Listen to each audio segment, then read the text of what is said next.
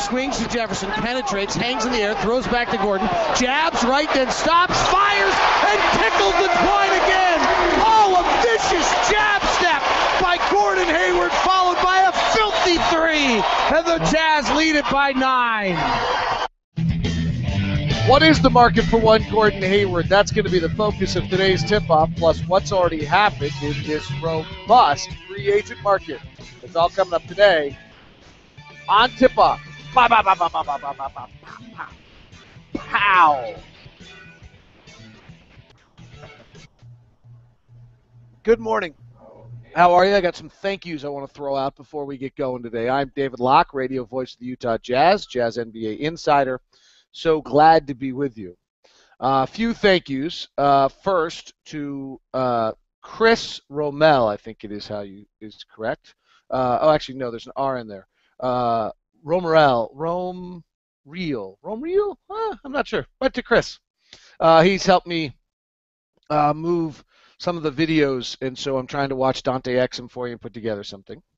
To Shirley Sharp, who I don't have any idea who she is, but I have an IM on my computer this morning, and she said, let's start appreciating the guys we have, starting with Gordon Hayward, instead of complaining about him the whole time. It's like, okay. And then I got this great long email from Brandon McBride, who's a production guy out of LA, who wants to help me with a presentation of Locked on Jazz, and talks about how crappy we sound compared to like the Grantland podcast and things like that. And I'm sure he's right. And maybe we should do this, but it would be a huge step, right? The whole thing has always just been this kind of throw this thing together, just hang out, as I always say, have a little morning together. If we try to put production and make this look good, then I'd probably have to get dressed better than this in the morning. Might have to shower. Couldn't have the glare of the view behind you the whole time. Figured you'd like the view. I can get rid of. Can't have all the crap. Where's Louis the Loch Ness? Where'd Louis go? What happened to Louis? Uh-oh. My bobblehead doll is missing.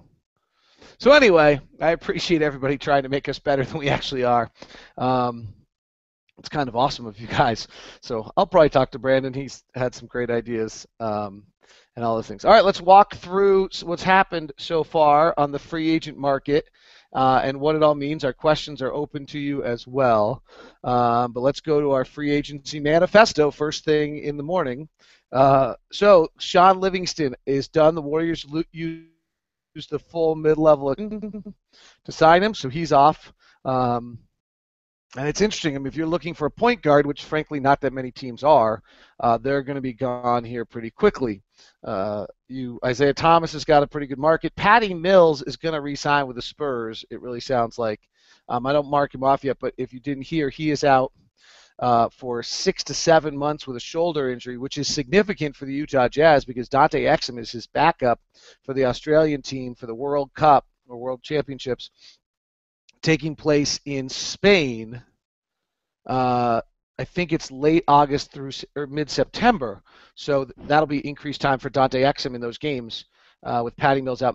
Matthew Dellavedova, the former St. Mary's point guard, is their other point guard, so Exum really could become very, very important on that team. Probably should become their best player with Patty Mills out. So that's where the point guards stand. There doesn't seem to be a lot of action anywhere else, and as we've talked about, there's not much to be had in this realm of people. We move to the shooting guards, and Avery Bradley went off the board today to Boston. Mike Millers is heavily talking about staying in Memphis. C.J. Miles has been talking to Indiana. Wade Stevenson's contract negotiations have blown up with Indiana. I'll get into some of the specific numbers here in a second and keep an eye on that and what the Avery Bradley deal does, but just taking a look. Nothing is moved yet on the small forwards, which really is kind of the same thing as Gordon. On the power forward play, nothing has moved yet either. Gasol talked with the Lakers in Miami yesterday. Diaw is likely to stay in San Antonio. Bosch, Nowitzki, Dallas. Nowitzki will stay in Dallas probably when they're done with this process. These guys are under, and Spencer Hawes on the other side are under some high demand. Josh McRoberts has 10 teams talking to him. Patrick Patterson's been quiet. Marvin Williams has been a little quiet as well. on things. And then Marcin Gortat signed a 5-year, $60 million deal with Boston. That takes him off the market. Monroe, we're going to see Haas is deep into conversations, likely with the Blazers, but that can always change. So that's kind of where we stand. So let's run through what these deals mean and what has happened so far. Jody Meeks signed a 3-year, $19 million deal with Detroit. That's a lot for a backup point guard, backup shooting guard, frankly. Maybe Jody Meeks will start, but he has been on the edge of a starter to a seventh man for most of his NBA career. That was a big deal. 3-year, $19 million deal by Detroit. It also tells you a little bit about what Detroit's doing, though, from our standpoint. They're definitely in the win now mode. They're definitely Van Gundy building. They're not going to be absorbing contracts. That leaves if there's contracts to be absorbed, it still leaves us with Orlando, Utah, and Philadelphia as the only teams that are playing that game. Gortat, 5-year, $60 million deal. He's 30 years old. There's no outs and no options on that deal. This market is robust, full of money for these players. So a 5-year, $60 million deal. They had to do it. Miami was knocking on the door. They were able to use the 5th year. Now, this is important because Gordon's contract has expired, because Gortat's contract expires. The Jazz can sign Hayward to a 5-year deal the same way that Gortat did, while other teams can only sign for a 4-year deal. Lance Stephenson's contract negotiations just blew up with Indiana offering a 5-year deal to him. So the Jazz can go 5 with Hayward that nobody else can go, and the Jazz are not interested or willing to do a sign-and trade with Gordon, so the only way he's getting 5 is to come back here. Sean Livingston, they used the full mid-level exception in Golden State. Livingston, a 3-year, $16 million deal. Again, that's an awful lot for a backup point guard, unless, of course, he's about to become your starting shooting guard, which then he's not very good, but that might be what you're doing if, in fact, you're trading Klay Thompson for Kevin Love. That may have actually been a little bit of an insurance move there. But it also means that for the stretch 4 position, which we were all kind of watching to see, the Warriors are probably off the market now for Spencer Hawes or Josh McRoberts or some of those type of teams that are out there. And just today, Avery Bradley signs a 4-year, $32 million deal. So now what gets interesting there with Boston is is a supposed player for Gordon Hayward because of the Brad Stevens ties. They have made contact with Mark Bartelstein, the agent. And however, when you start to put this together, it's going to be virtually impossible for Boston to do this. The Jazz are not taking Jeff Green back in a sign-and trade. The Jazz don't have interest in a sign-and trade. And I think when you try to figure out, is there, even if you were sending back future assets, that's not something the Jazz are interested in doing with Gordon. They want Gordon back. And we'll talk a little bit about that. But Avery Bradley coming in at 4-year, $32, $8 million. They had $9 million in cap space if they let Avery Bradley go. They didn't let Avery Bradley go. They have no cap space. I think that move, pending something I don't understand from the cap, or them being able to make a major move where they trade Rondo for Isaiah Thomas and bring Isaiah Thomas in at a low number, and are also able to move Jeff Green and his $9 million contract. Unless they make major movements along the way, the Boston Celtics are probably out of the Gordon Hayward sweepstakes with that move there. All right, some other news. So those are the signings. Here's some other news. Then we'll dig into Gordon's situation. Lance Stevenson, contract negotiations with Indiana have blown up at a 5-year, $44 million. This hurts Gordon Hayward an awful lot because this now throws another player into the market who's an unrestricted free agent, and teams don't have to play the waiting game or really believe the Jazz are going to match on Hayward. What's interesting today, by the way, is I'm going to portray a picture of Gordon Hayward's contract situation, both that looks very promising to him, and I think also one that looks very daunting to him. There's a real contrast to what's going on. Now the Jazz are negotiating in good faith, and the Jazz are not going to go play some game with Gordon where they say, screw you, we offered you 10 and a half, 11 million last year, and the market didn't value you, so we're only giving you 8 or 9. That's just not where the Jazz are going. They're going to sign Gordon. They want to sign Gordon. They drafted Gordon, developed Gordon. He's part of the culture. He's part of the program. There's a huge interest in keeping Gordon Hayward here in Salt Lake City, Utah, and having him continue to develop, work under a new coaching staff, make the next steps in his game with the Jazz, not somebody else. And so, the Jazz were in conversation with Mark Bartelstein at 12:01 Eastern Time, immediately wanting to talk about getting a deal done. It wasn't just, hey, we want you. It's, hey, let's get a deal done. That was the conversation that the Jazz are having right out of the chute with Mark Bartelstein, and rightfully so. They want to go look around and see. The Jazz aren't going to hand them the max. So Gordon wants to go walk around the marketplace, see what's out there. And as of late last night, it was clear Gordon didn't have the max yet. Now, he could still get it here, and we'll walk through who could give it to him and how it might happen here in a moment. But that's kind of where they stand. But so the Lance Stephenson 5-year, $44 million deal blowing up, Stephenson is now going to go out on the market with his agent and start shopping. And suddenly he's going to be in conversations with all of the same people that Utah Jazz's Gordon Hayward has been a part of. I don't know who Lance Stephenson's agent is. I'm doing that search right now. Right, so you can't have production on a show in which I stop the show to literally check who someone's agent is. I mean, this is a ragtag, low rent run show here. I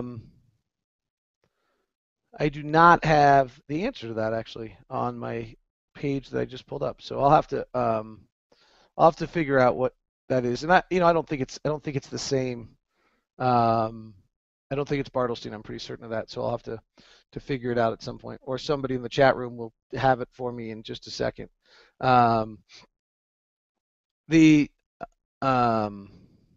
So Stevenson blows up. Other deals that are talking right now are Gasol's talking with the Heat. Melo did the Chicago tour. Now he's going to Houston and Dallas.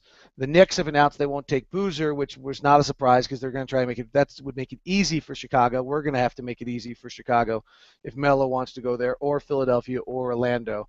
But what's important, frankly, is that there are 3 teams out there that are willing to probably absorb contracts, meaning that the Knicks or Houston or whoever needs to absorb contracts is going to be able to move them and get them. Spencer Hawes and the Blazers are moving forward, and Josh McRoberts. All right, now let's dig into Gordon. A lot of people are getting very caught up, and understandably why, on what's Gordon get paid. Is it the right value? To some extent, it's irrelevant. We're gonna pay Gordon.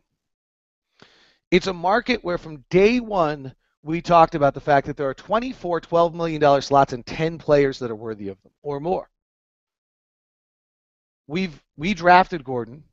We've developed Gordon. He's our asset. He's a major part of what we're building. From the rebuilding moment, we're bringing him back. If we pay him a bit more than we would ideally, we'd love to have him at 9. We're not going to have him at 9. That's not what the market says. That's not what he was going to agree to in the negotiation last year. It doesn't really matter to some extent what he gets here for a few reasons. One is we need to bring him back. He's our guy. Second thing is, ask yourself this. If we let him go, what else are we doing with that money? So let's say Gordon gets offered 14. We think he's worth 12. Sorry, we're not willing to pay it. It's too much. So you just let an asset go? There's not sign-in trades out there that are worth it. Teams aren't going to be willing to give them to you, nor are you going to get anything from them. What are you doing with that money? There is an apron you've got to spend. Who are we spending the $14 million on instead? Trevor Ariza is probably not coming here. And he's not as good as Gordon.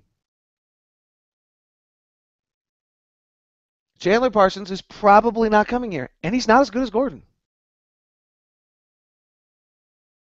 Moreover, let's be honest. I don't think we're doing a lot of winning in the next 2 years, maybe 3. We'd have to double our win total to get 7th in the West. Do you realize what doubling your win total in the Western Conference is? Why, when you're in that process, would you ever let an asset go? Sure, he might get more money than Kevin Pelton or somebody else at ESPN's projection says he should get. So did Jody Meeks, so did Sean Livingston, so did Marcin Gortat. That's the marketplace we're in right now. And that's the world you have to live in. You can't create some alternative universe by which you think you're signing these players. There's a marketplace. 30 teams are in it. Indiana would have liked to get Lance Stevenson at 5 years, 44. They're not getting him. Now they may have to pay the tax. Avery Bradley just got $8 million, 2 times what his best comp is. Tony Allen gets paid. Avery Bradley is Tony Allen. Maybe. I doubt it, but maybe. I mean, he's in Boston, so we all love him. But if we dig in a little bit on what he really is and who he is and what position he plays and this and that, Tony Allen gets 4.8, 5.1, 5.5 because his mark he signed a while back. This market just gave Avery Bradley $8 million. Right? Who's a comp on Jody Meeks? God only knows. Right? I mean, Kyle Korver is so much better than Jody Meeks. It's stunning. And I'm pulling up his contract right now. Kyle Korver makes 6, 5, and 5, less than 5. Jody Meeks is going to make 6.5. They're not the same player. Kyle Korver's better, but the market is what it is. So Gordon's going to get paid. I would stop the hand wringing on worrying about what the number is going to be, because it is going to be what's going to be, and that's the market. And I guess this is the point. 1, there's nothing else we're going to do with that money. 2, it's our player and our asset, and we need to build it up and continue to develop it and see where it can go. 3, if the cap numbers I've worked on and talked to people about, we have 20 to 26 million under the cap next year, even with Gordon at a big number, depending on where he is, right? We'll be able to sign Burks and Canner. We still have 12 million plus that to get to the tax. It's not going to cause us to not be able to. It's our talent. It's our development. It's our growth. And the really kind of cruel thing is, what are we doing? Like, when Karolinko got overpaid, and then we followed it with Boozer and Memo, and we were ready to win, then it was a bit of a problem. I don't think we're going to be there. And frankly, Gordon's contract, I don't think this is the reason you do things, but let's just give the whole picture. Gordon's contract is always going to be movable. So, Gordon's going to get paid, and we're going to be the ones that pay him. Is he going to get paid more than what Kevin Pelton ranking him 10th in the player value, or I can't remember, whoever else? Yes. Does it matter? Probably not. Would it be better to have him at 9 than have him at 13? Sure. Not going to happen. Did a pretty good job with Favors, though. But that's the way the market works. His agent knew that last year. That's why his agent wouldn't sign to the number the Jazz wanted to go to. The Jazz probably knew it last year, but figured we probably should at least let the market dictate it. The Jazz have already come and wanted to talk contract with him at 12:01 at night. His agent said, well, let's wait and see, because he knows this. Okay, now let's talk about his marketplace. So that's the Gordon's going to get paid model. Now let me walk through with you how quickly Gordon suddenly doesn't quite get paid as much as we think. So the marketplace for Gordon on teams that have cap space, and we can walk through this again and look at it. But let's start with the guys that we know. Boston, I think Boston's pretty close out of this thing. They're going to have to move a lot of contracts. They're going to have to do a sign and trade. Teams have come to the Jazz about sign and trade. We're not doing it. We're not doing sign and trades. We want Gordon back. So there's the first one. Phoenix. So let's say Boston's probably out. They have no cap room right now. They're down to about $3 million of cap room. It's going to be pretty hard for them to get to that a deal. And frankly, it doesn't do them a lot of good to go to 10 million, 12 million because they know we're going to match it. So let's go to Phoenix. They got a buttload of money. They also have to deal with Eric Bledsoe, right? They have to deal with Goran Dragic in a year, and they have to both the Morris twins. Do they really want to set the standard right now that we're going to max Gordon Hayward, but Eric Bledsoe, we're not going to max you? Do they really want to set the tone that Gordon Hayward is their max and then the Morris twins are, what are they? They're probably not max players, and one of them's better than the other, but they're an interesting mix of how you try to get the two of them together, and one plays the 3 and the 4, and Gordon's probably going to come in if you're playing Bledsoe and Dragic and have Hayward as the 3, and then one of the Morris twins is kind of out of it. What do you do? And you've got to replay, and if you're paying Gordon and Hayward close to the max, then what are you doing with Goran Dragic in a year if he has anywhere similar year? You're probably maxing him anyway if he has somewhat similar year. Well, then all of a sudden you got a max on Hayward, you got close to a Bledsoe, big deal. Is that really enough? Are you paying all perimeter players? The Phoenix thing, for as much as Jeff Hornacek's involved, and doesn't really line up very well for Sean McDonough, Phoenix's GM. No one seems to have really walked this all the way down. He may get it still, but it doesn't make a huge amount of sense if you're looking at Phoenix long-term, projecting out where they're going. Let's look at Cleveland. So Cleveland has just maxed out Kyrie Irving. They have Andrew Wiggins as their 2. They have a plethora of bigs in Bennett, Thompson, Varejao, Zeller. And they really have absolutely no small forward. They have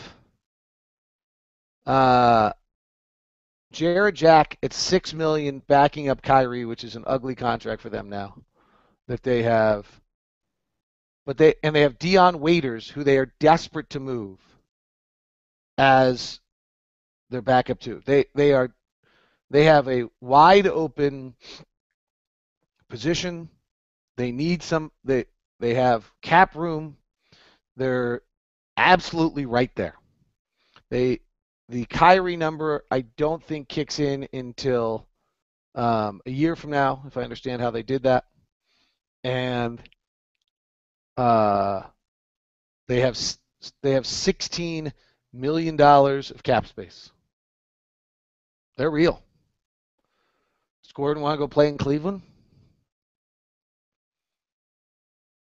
Do the Jazz have a good enough communications with Mark Bartelstein so that if Gordon gets an offer from Cleveland, he doesn't sign the offer sheet. They just have the market value set, and they then build the contract off of that.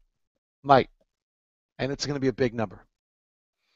What else can Cleveland do? Cleveland's got a mandate to make the playoffs, and Cleveland has no wing small forward. They don't want to go Dion Waiters, Andrew Wiggins as their guards next year. That is really clear. So what can they do?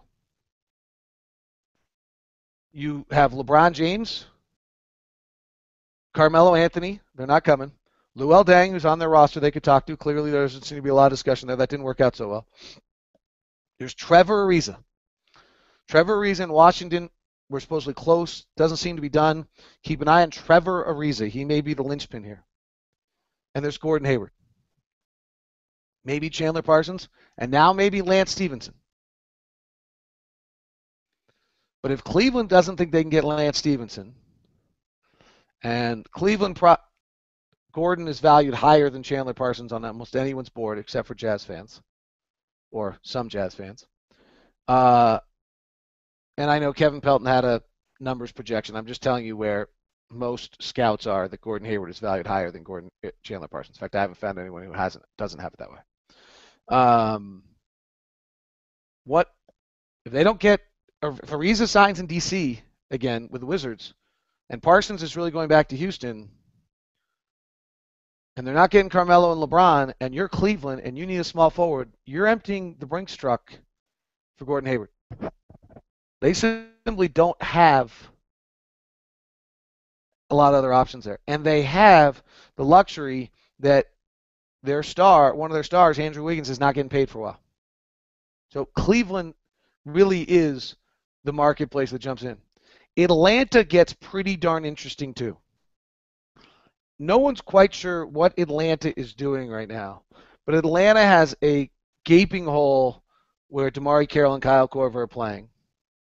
They have $50 million on their books right now. They don't have they released John Salmons, and I believe they can get themselves down to $44 million. They've got a lot of money in there, and Atlanta can suddenly, no one's quite sure what they're doing, but they have $16 million. They can pay Gordon. Same situation. What else is out there? Toronto's unlikely to do it because they've got to sign Lowry. Washington has $14 million. They're unlikely to do it because of the fact they just signed Gortat and hopefully getting Ariza back. Milwaukee, I'm just not sure that's where they are right now, but we'll keep an eye on it. And then there's the Charlotte Hornets. And the Charlotte Hornets get interesting because they have a gap too. And they would suddenly be building Al Jefferson, Gordon Hayward, and Kemba Walker. They're going to have to pay Kemba at some point here. And maybe one other piece. And again, not a lot else on the market out there.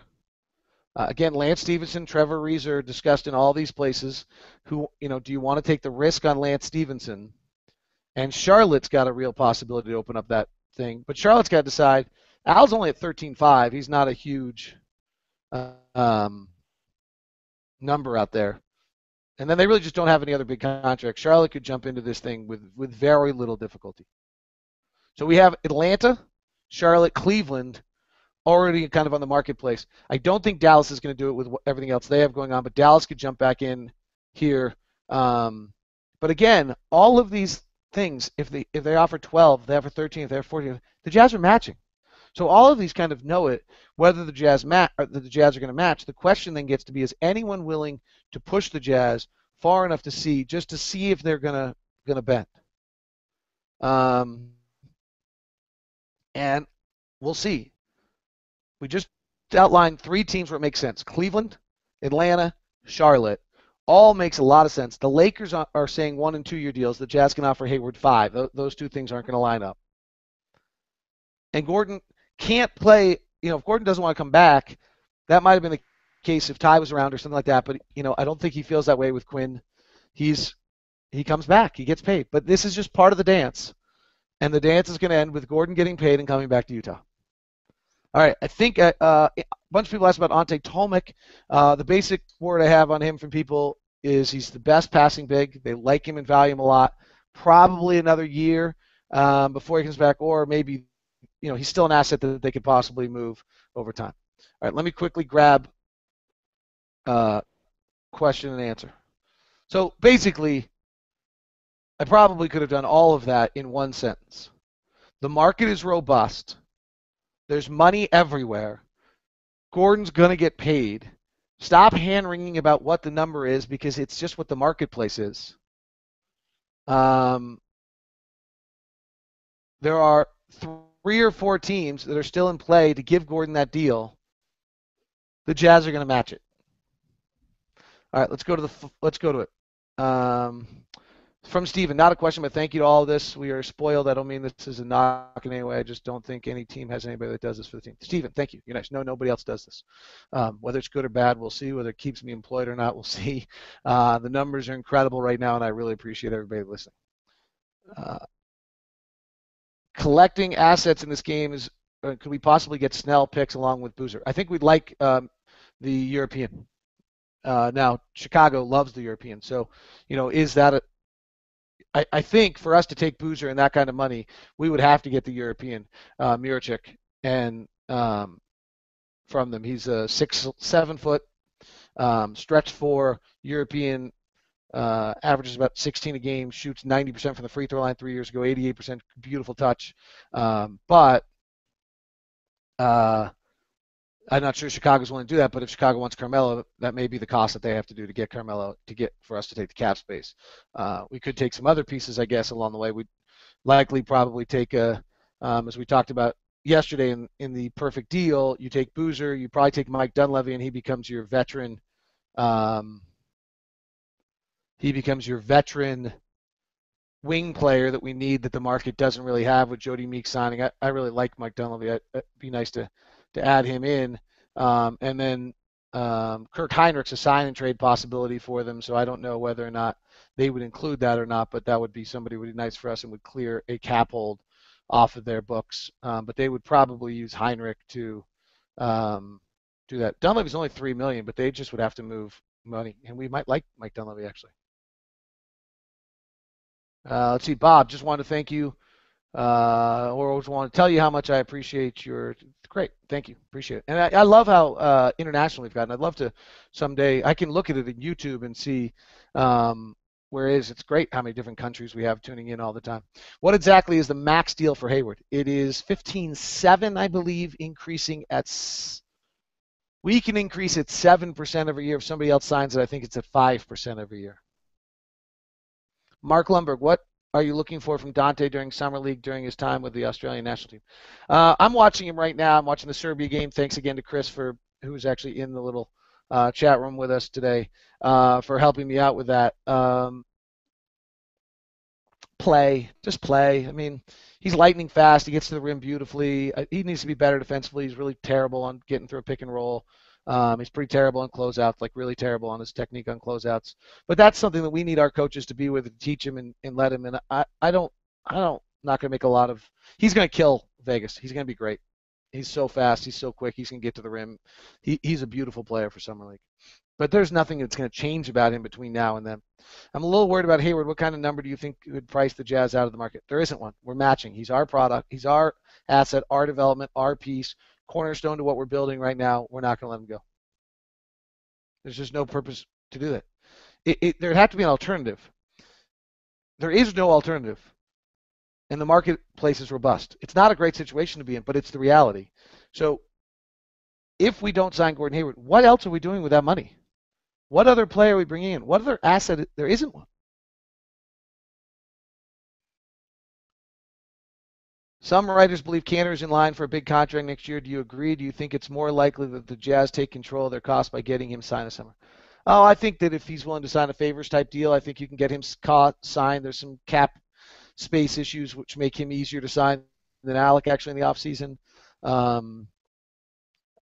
Kanter's an interesting. You're really projecting out, right? He's got a long way to go in a lot of areas. He doesn't help you win a lot yet. But I think that he and I think he's a part, and I think he could really interesting year this year with Quinn. He's got to play defense and he's got to plug in, but I think offensively he could become a pretty neat player under Quinn this year. I think you'll see a Millsap adjustment on the way he does. With Indiana and Stevenson an impasse over money, would a salary dump involving Chris Copeland make sense for Utah? They were rumored to be interested last summer. He could play a little stretch four. Thanks for everything. David Smith on it again. I think that's decent. I don't love Copeland, but I have a bias against Copeland. That is, anytime a player from New York does well, it becomes so much of a bigger deal than it actually is that I feel like they're overvalued. The Amon Shumpert, the Chris Copeland. You do something in New York, and Jeremy Lin, frankly, you become so much better than you actually are. But I think, to your point, a little bit, Copeland is someone we talked to. We'd ideally like to have Marvin back on that spot. But there's a possibility on helping Indiana out a little bit with that for their tax purposes. But we might need something more than Copeland. I don't know what they have. I'd be thrilled if Hayward comes back. Just wanted to put out there as a Jazz fan, and if all the current young guys were to develop at expected rate, what's the best case current crop could start winning? Someone's got to become a star. So that's Exum, and he's probably 3 years away from being that star. But hopefully Quinn institutes some things that let these guys prosper a little bit. They develop a little bit better. They understand. They get into a solid situation, which I'm not sure they've been in for 24 to 36 months. I think playoffs in a few years is probably the mark, but something's going to have to come together to get some of the major pieces to knock on the big door. What teams, in your opinion, would be involved in salary dump trade? If we trade like that, do we anticipate that we would get a same value in return similar to Golden State? Thank you, Sarah. Yes, I think that's the kind of the concept, though. I think we beat the market on Golden State last year, and I don't think that there are many. I don't think people were prepared for that entirely, and now I think that value has gone down. We haven't seen any other trades since then similar. Though if we get the European out of Miracek out of Chicago, that's a bigger value than we got. But Rodney Hood's piece one of that Golden State trade last year. We'll see. Richard Jefferson, by the way, is a pretty viable chance to come back to us with Jody Meek signing. If you start looking at veteran bigs, that's probably as good one out there if we can't find one. Two names I've thrown out before that would not mind seeing in the Jazz uniform next season, realistically possible. Ryan Kelly and Josh McRoberts can stretch the floor. I think so. McRoberts has a huge marketplace. If Haas goes to Portland, then McRoberts is the last one out there as the stretch four, and I think his marketplace is too big for us to sign. The other question is, if you go sign McRoberts, he's playing with Favors, he's playing with Gobert. What happens to Canner? There is a still question of every time we add somebody, what does it do to development of guys? I think we have to be a little careful of that. Wow, we're at like 40 minutes again today. You guys are unbelievable. Can Gordon Hayward play primarily small forward this year for the Jazz, or will it be have him a difficult time defending starting small forwards? I believe Trey, Exum, and Alec will share point guard and shooting guard minutes. I just look at it as 5 wings right now. Gordon's better at the 2, but he played plenty of 3 last year with Alec at the 2. So I just look at it as 5 wings, and then we'll add a 6th. And between Trey and Exum and Alec and Gordon and Rodney Hood and the 6th, those are 6 wings, and they're going to have to just divide out time.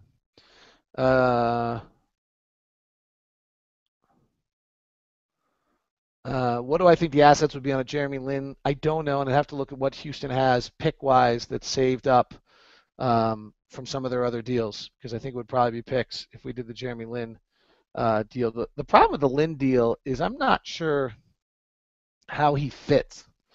Does he just become our third point guard and not play? Does he have that clout of a veteran guy that people are going to pay attention to? I'm not entirely sure how the Jeremy Lin work. I mean, hey, if it brings us assets, you just deal with it. But it's not a great match, really, in some ways. All right, let me take a few more before we wrap this up.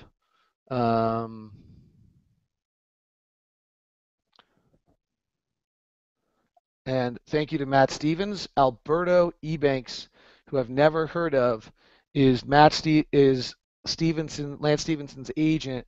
That hurts him. Good agents are really, really, really important.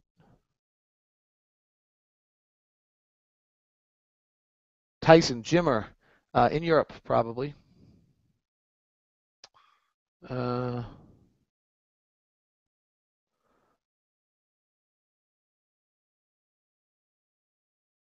Wow, we got a ton of questions. I don't have time. I got to get ready for TJ and PK.